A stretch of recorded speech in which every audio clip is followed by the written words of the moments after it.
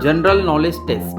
इस टेस्ट में आपसे 10 सवाल किए जाएंगे, आपको इन सवालों के जवाब देना है। तो आइए शुरू करते हैं। पहला सवाल, गुड नाइट मून की मुसन्निफा कौन है? Margaret brown. दूसरा सवाल, क्रिसमस कब मनाते हैं? 25 दिसंबर। तीसरा सवाल, रियासत हाय मुत्तहिदा अमेरिका का कौन सा शहर जादुई शहर कहलाता है? मियामी।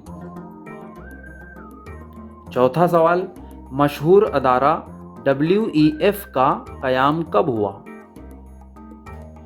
इसका जवाब है जनवरी 1971। पांचवा सवाल, WEF का फुल फॉर्म क्या है? World economic forum. सवाल नंबर 6, हिंदुस्तान का कौन सा शहर मीठी लीचियों की सरजमीन कहलाता है? इसका जवाब है मुजफ्फरपुर, बिहार। सातवां सवाल, यूरोपीय मुल्क डेनमार्क की सरहद कितने ममालिक से मिलती है? सिर्फ एक मुल्क से मिलती है। और उस मुल्क का नाम क्या है?